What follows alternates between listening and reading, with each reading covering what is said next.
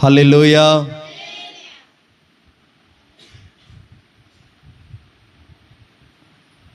యేసయ్య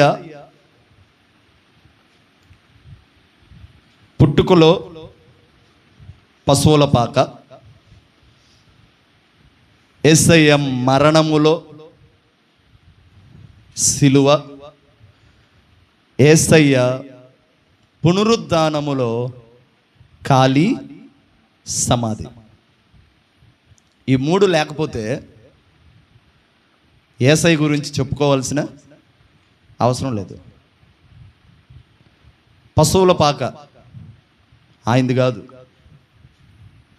సిలువ ఆయన ఎక్కాడే ఆ సిలువ కూడా ఆయనది కాదు, బరబ్బది.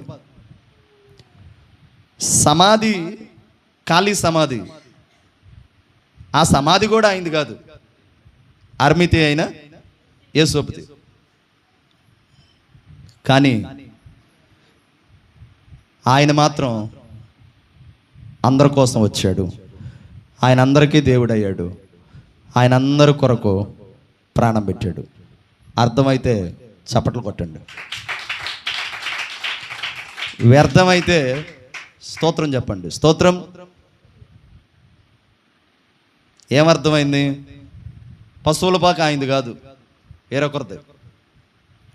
సిలువ అయింది కాదు, వేరొకరిది. సమాధి అయింది కాదు, వేరొకరిది.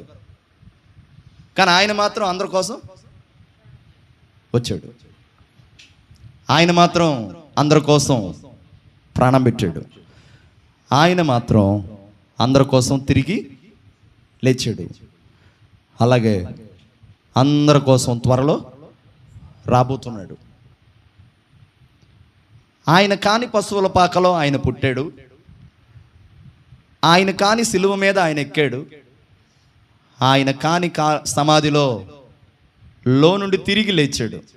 ఈ మూడు ఆయనది కావు. మరి నీకు ఏదయ్యా నీది అని యేసయ్యని అడిగితే, సిలువ నీది కాదు, సమాధి నీది కాదు, పశువుల పాక నీది కాదు, మరి నీదేందయ్యా, నీదేదయ్యా అని అంటే ఆయన ఏమంటాడు తెలుసా? సిలువ నాది కాదు, సమాధి నాది కాదు, పశువుల పాక నాది కాదు, మరి నాదేందంటే మీరే నా వారు అంటాడు. స్తోత్రం. మీరే నా వారు, మీరు నా జనులు, మీరు నా ప్రజలు, మీకోసమే వచ్చా, మీకోసమే సిలువెక్కా, మీకోసమే సమాధి గెలిచి తిరిగి లేచా. ఎందుకంటే మిమ్మల్ని అందరినీ పరలోక రాజ్యానికి తీసుకెళ్ళటానికి త్వరలో రాబోతున్నా.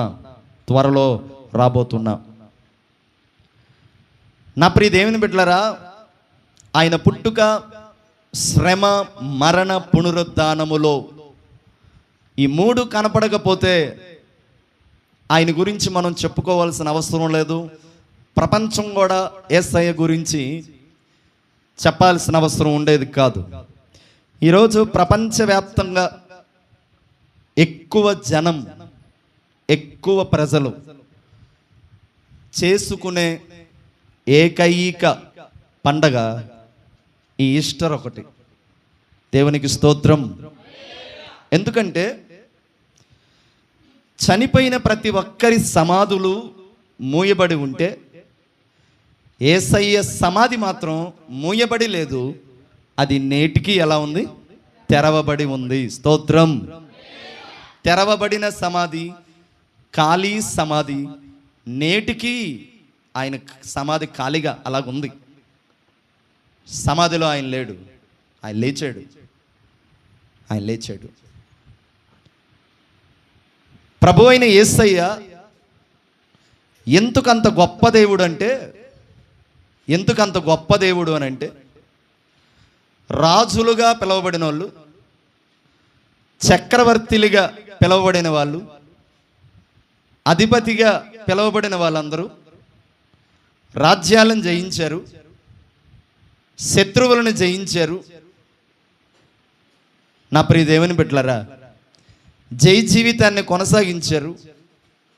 కానీ ఒకదాని దగ్గరికి వచ్చేసరికి ఒకదాన్ని జయించలేకపోయారు.